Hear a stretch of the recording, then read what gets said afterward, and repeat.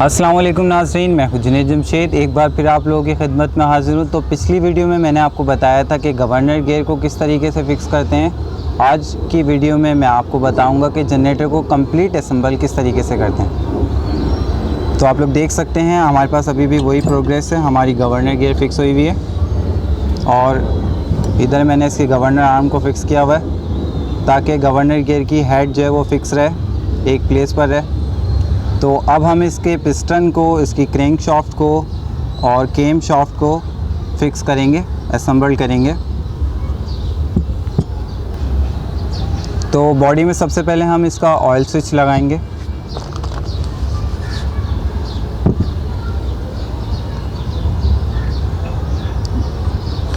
ये oil switch generator के लिए बहुत इम्पॉर्टेंट थिंग है, क्योंकि इससे जब हमारा ऑयल कम होता है तो जनरेटर ऑटोमेटिक टर्न ऑफ हो जाता है।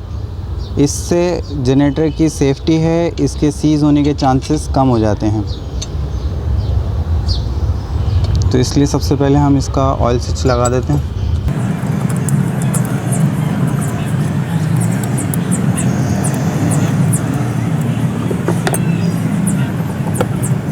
तो इसको मैं टी हैंडल स्पैनर की मदद से टाइट कर दूंगा।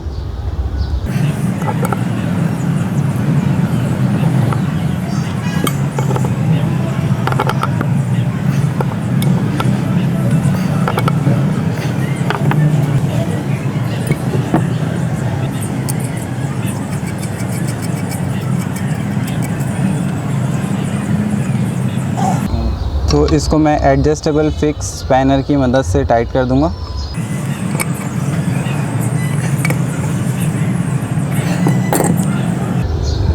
तो हमारा ऑयल स्विच असेंबल्ड हो गया है, लग गया है। इसके बाद मैं पिस्टन को रेडी कर लेता हूँ लगाने के लिए। तो पिस्टन के अंदर हमने कनेक्टिंग शाफ्ट लगानी है। ये है कनेक्टिंग शाफ्ट। अब इसको हम पिस्टन के साथ फिक्स कर लेते हैं, असेंबल कर लेते हैं।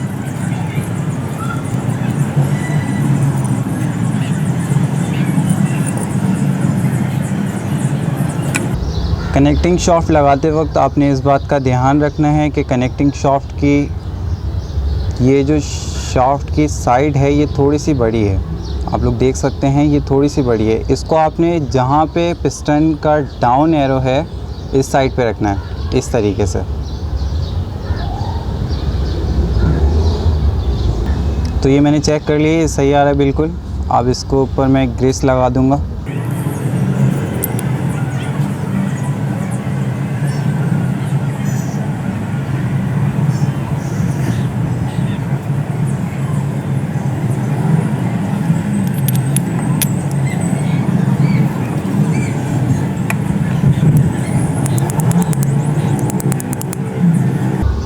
तो जितने ग्रेस की ज़रूरत थी हमारी कनेक्टिंग शाफ्ट को लगने के लिए वो उस तक पहुंच गया है। आप लोग देख सकते हैं यहाँ पे।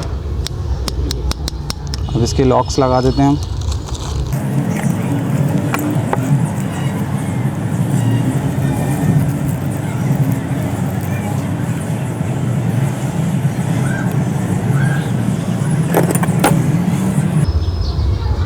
लॉक को इस तरीके से लगाना है।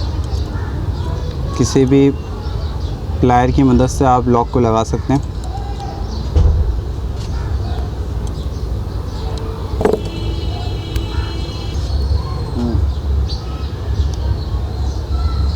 तो ये दूसरे साइड का भी लॉक मैं लगा रहा हूँ।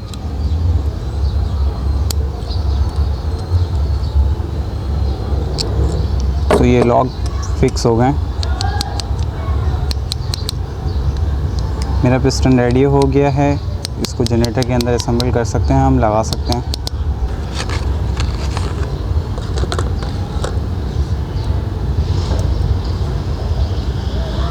तो ये इसकी रिंगें आ गई। ये दो कंप्रेशन रिंग्स होती हैं और ये ऑयल की रिंग्स कहलाती हैं।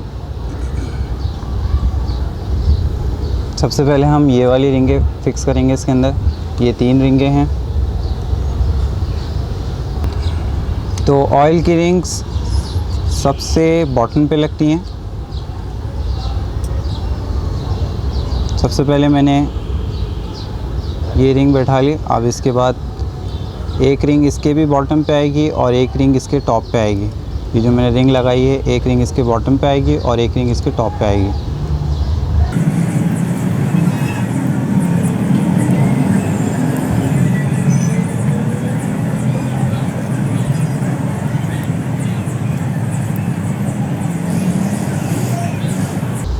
तो हमारी ऑयल की रिंग्स पिस्टन में लग गई हैं। अब हम कंप्रेशन की रिंग्स लगा सकते हैं।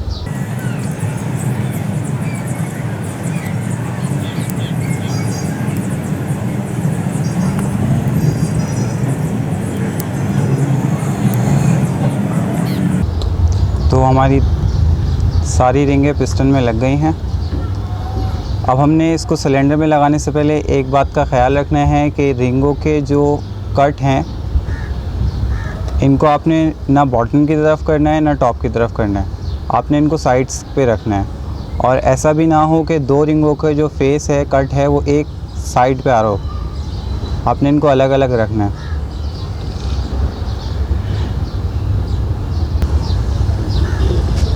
तो पिस्टन लगाने के लिए सबसे पहले हमने क्रैंक शाफ्ट को फिक्स करना है, क्रैंक शाफ्ट को बॉडी में असेंबल करना है। तो उसके लिए हमने पहले इसका बेरिंग चेक करना है।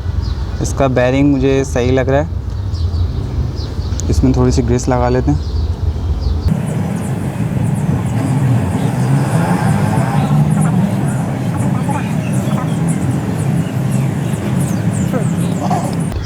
तो बेरिंग लगाते वक्त भी आपने इस बात का ख्याल रखना है कि ये बेरिंग का जो कवर है एक साइड पे लगा हुआ है, एक साइड से हटा हुआ है। ये इसी वजह से हटा हुआ है ताकि इसमें ऑयल रहे और ये बेरिंग प्रॉपर वर्क करता रहे।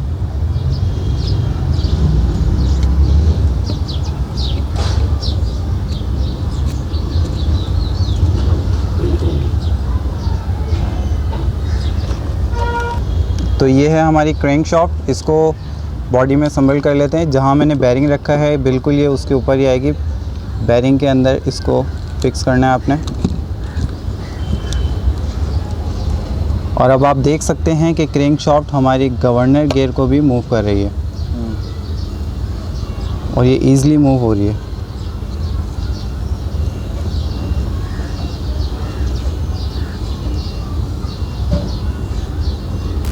उसके बाद हमने रिंगों के फेस को सेट करना है। जैसे कि मैंने बताया था कि इसके कट को सेट करना होता है, ना टॉप पे रखना होता है ना बॉटम पे रखना होता है। ये पिस्टन का बॉटम साइड है। जब ये सिलेंडर में जाएगा तो ये जो एरो है ये नीचे की तरफ आना चाहिए। तो ये पिस्टन को लगाने की एक सेटिंग है और आपने इसकी रिंगों को एडजस्ट कर लेना है। तो पिस्टन में हमने रिंगें बैठा ली हैं और इसके जो कट हैं वो भी एडजस्ट कर लिए हैं। आप लोग देख सकते हैं कि ये वाली रिंग का कट राइट साइड पर है, ये वाली रिंग का कट लेफ़्ट साइड पर है। ये बिल्कुल अपोजिट रखे हैं। उसके अलावा इसकी जो ऑयल की रिंगों के कट हैं वो भी मैंने अपोजिट सेट किए हैं। तो अब हमारा पिस्टन रेडी है सिलेंडर में जाने के लिए। तो सिलेंडर में मैं ऑयल लगाऊंगा ताकि मेरा पिस्टन आसानी से सिलेंडर में चला जाए।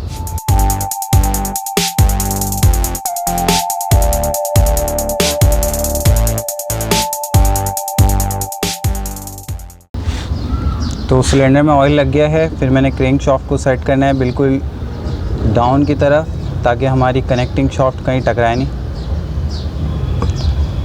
उसके बाद हमने पिस्टन को सिलेंडर में डालना है।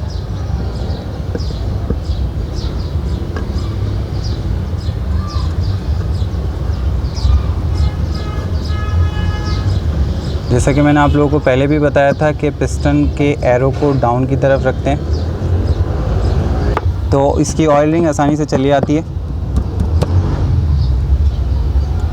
उसके बाद इसकी कंप्रेशन रिंग थोड़ी सी हार्ड होती है, इसलिए हम इसको प्रेस करके फिर डालते हैं। बस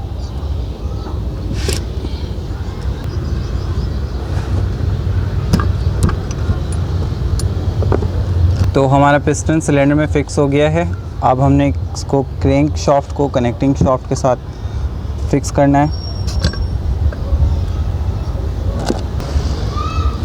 पिस्टन को प्रेस करके आसानी से क्रैंक शाफ्ट को हम फिक्स कर सकते हैं इस तरीके से। चलो बताओ। तो इसमें भी हम ग्रीस लगाएंगे। क्योंकि क्रैंक शाफ्ट रोटेट करती है तो वहाँ पे थोड़ी लुब्रिकेशन बनी रहेगी, तो ये स्मूथली मूव करेगी। तो कनेक्टिंग शाफ्ट के नट लगाने से पहले इसमें आपने एक वॉशर लगानी है।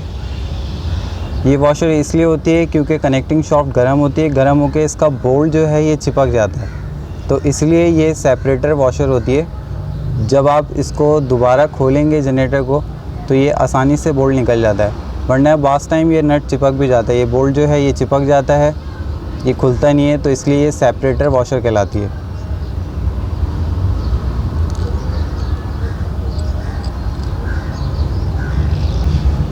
और कनेक्टिंग शाफ्ट की ये जो लीवर है इसको डाउन साइड पे रखते हैं, क्योंकि ये ऑयल को पंप कर रही होती है, ऊपर फेंक रही होती है, ताकि हमारे बाकी के जो मैकेनिज़्म है इस तक भी ऑयल पहुंचता रहे। ये गवर्नर गियर है, इस तक भी ऑयल पहुंचता रहे, तो इसको डाउन की तरफ रखना है हमने।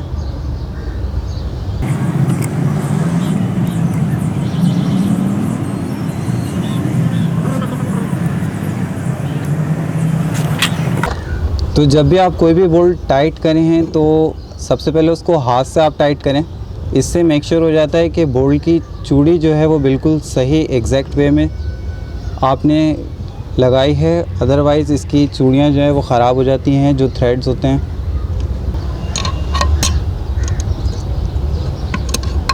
तो इसको स्पैनर की मदद से हम टाइट कर लेंगे। तो आपने जब कनेक्टिंग शाफ्ट को टाइट करना है, इसके बोल्ट्स को आपने टाइट करना है तो बैलेंस में टाइट करना है। अगर आप एक बोल्ट को ज़्यादा टाइट कर देते हैं तो कनेक्टिंग शाफ्ट टाइट होने में, इसके बोल्ट टाइट होने में थोड़ा सा परेशान करते हैं, तो इसलिए मैं बैलेंस में टाइट कर रहा हूँ।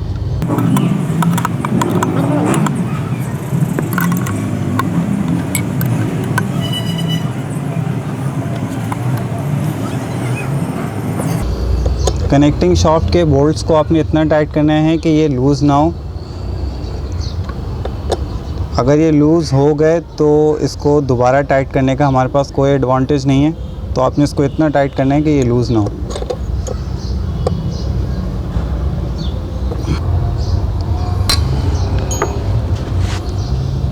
तो हमारा पिस्टन, क्रैंक शाफ्ट और कनेक्टिंग शाफ्ट बॉडी में फ़िक्स हो गई हैं, बॉडी में असम्बल्ड हो गई हैं। अब हमने केम शाफ्ट को, केम गियर को बॉडी के अंदर असम्बल करना है।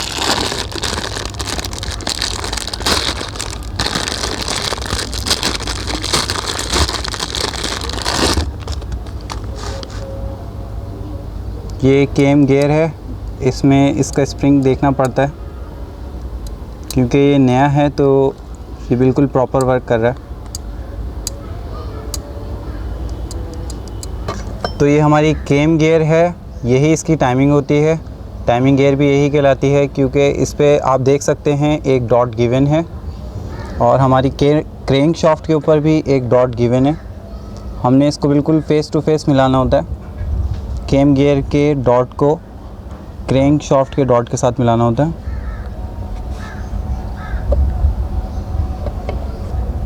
इस तरीके से। तो ये टाइमिंग है, टाइमिंग सेटिंग बिल्कुल ये है, आपने डॉट को फेस टू फेस मिलाना है। अगर ये डॉट आगे पीछे हो गए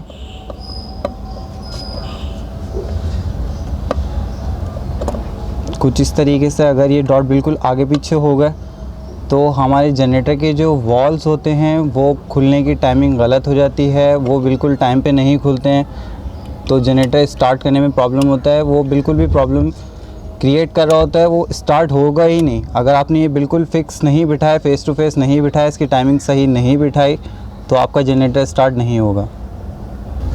तो केम गियर को बिठाने से पहले हमने ये दो सॉकेट हैं और इनको इस तरीके से बिठाना होता है। ये बेसिकली पुश रॉड की कमांड्स होती हैं। ये हमारे पास पुश रॉड्स होती हैं जो कि हमारे वॉल को पुश करती हैं। ये बिल्कुल इसके साथ इस तरीके से बैठती हैं।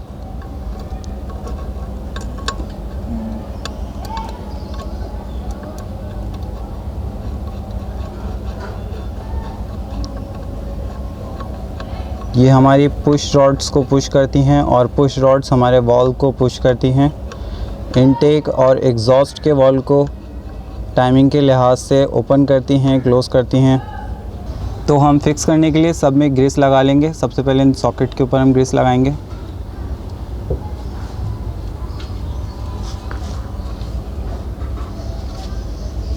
इसी तरीके से हम हमारी केम शाफ्ट के अंदर भी ग्रीस लगाएंगे, क्योंकि यहाँ पे बिल्कुल फिक्स होके रोटेट करती है, तो यहाँ पे हम ग्रीस लगाएंगे। और केम शाफ्ट के ये जो आप लीवर्स देख सकते हैं, ये हमारे इधर आते हैं, जो कि पुश रॉड को पुश करने में मदद करते हैं। तो अब हम अपनी केम गियर को फिक्स करेंगे, असेंबल करेंगे टाइमिंग को देखते हुए। तो आप लोग देख सकते हैं मैंने केम गियर को असेंबल कर दिया है और इसकी टाइमिंग भी बिल्कुल फ़िक्स कर दी है। डॉट से डॉट बिल्कुल फेस टू फेस मिला दिया है मैंने। हमारी केम गियर भी फ़िक्स हो गई है, हमारी क्रेम शॉक भी फ़िक्स हो गई है, हमारी गवर्नर गियर भी फ़िक्स हो गई है। अब हमारी बॉडी रेडी है कि इसके ऊपर हम कवर लगा दें।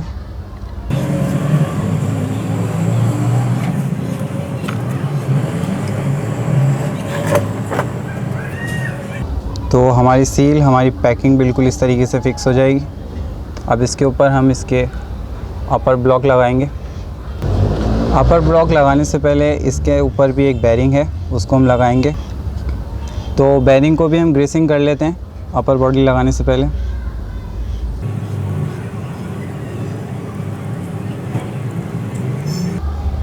क्योंकि ग्रीस की ये वाली साइड ऑयल में रहेगी और ये वाली साइड ऑयल में नहीं होती, तो इसलिए इसको भी इस तरीके से लगाया जाता है।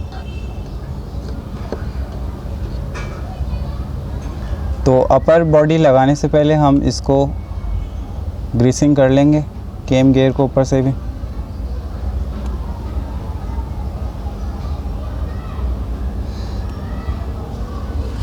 तो इसको इजीली फिक्स करने के लिए बेरिंग पहले इसके अंदर बिठा देते हैं।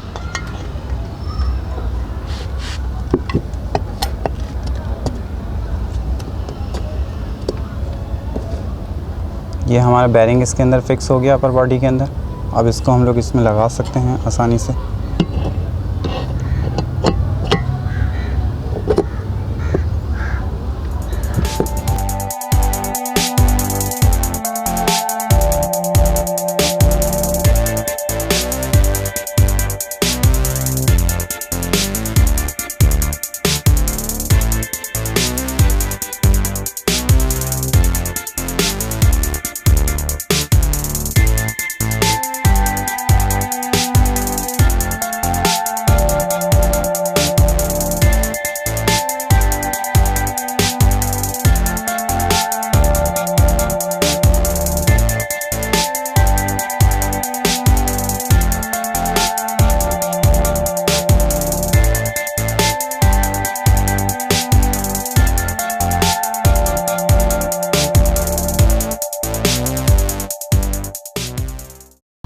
तो हमारा इंजन असेंबल्ड हो गया है।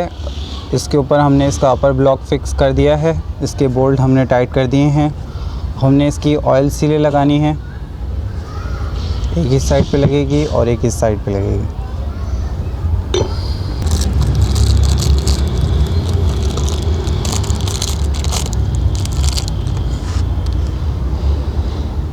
ये हमारी ऑयल सीलें हैं, इसको फिक्स कर लेते हैं।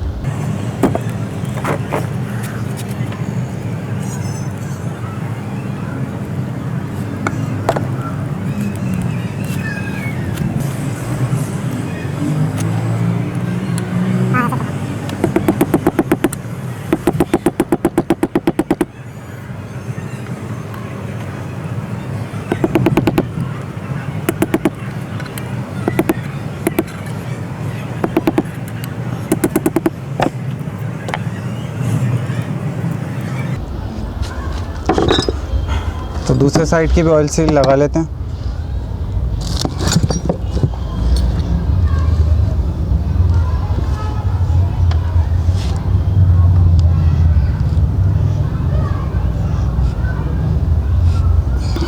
तो जहाँ तक ऑयल सील हाथ से आती है, हमने हाथ से बैठानी होती है इसको, क्योंकि बेसिकली ये होती रबड़ है, तो इसी वजह से इसको हम ज़्यादा ठोकते नहीं हैं और अगर हमने इसको हीट मारने की भी ज़रूरत पड़ती है तो हमने पुरानी ऑयल सील रखनी है इसके ऊपर, उसके बाद हम इसको हीट मार सकते हैं ताकि डैमेज ना हो।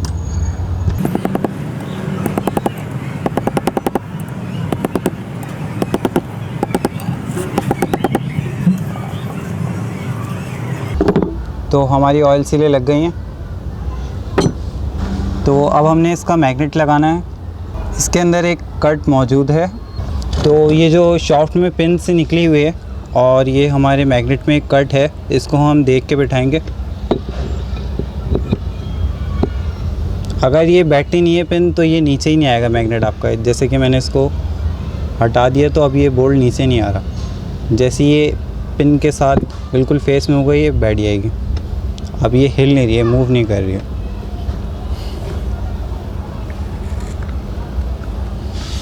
उसके बाद हमने इसका फ़ैन लगाना है। फ़ैन के बाद हमने इसका ग्लास लगा देना है। ये इसका रोटेटर ग्लास है जो कि हम जब किक मारते हैं, जब हम इसको पुल करते हैं रोप को, तो ये ग्लास इंजन को रोटेट करता है।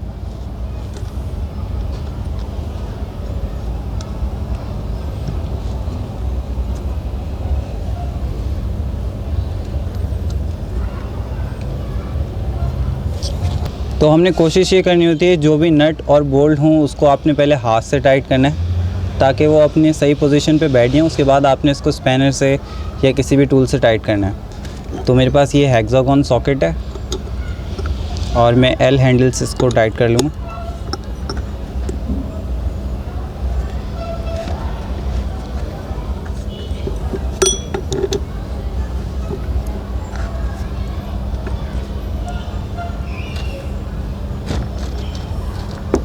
अब ये रोटेट करना शुरू हो गया, टाइट नहीं हो पा रहा है सही से। तो इसके लिए हम इसके मैग्नेट में एक रॉड लगाएंगे इस साइड पे।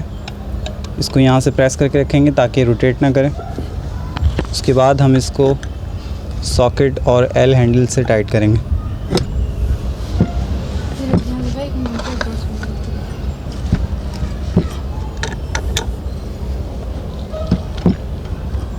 तो ये टाइट हो गया। तो नाज़रीन, ये था आसान सा तरीका जनरेटर के इंजन को असेंबल करने का, जो मैंने आपको दिखाया किस तरीके से इसको असेंबल किया जाता है। नेक्स्ट वीडियो में मैं आपको बताऊंगा कि इसकी बाकी चीज़ें किस तरीके से असेंबल करनी है, इसकी पुलिंग रोप किस तरीके से लगानी है, इसका हेड किस तरीके से लगाना है, इसके मैग्नेट को किस तरीके से फ़िक्स करना है, इसकी करंट कॉइल को किस तरीके से लगाना है। ये मैं आपको नेक्स्ट वीडियो में बताऊँगा। जब तक के लिए मुझे और मेरी टीम को इजाज़त दीजिए। अल्लाह हाफ़िज़।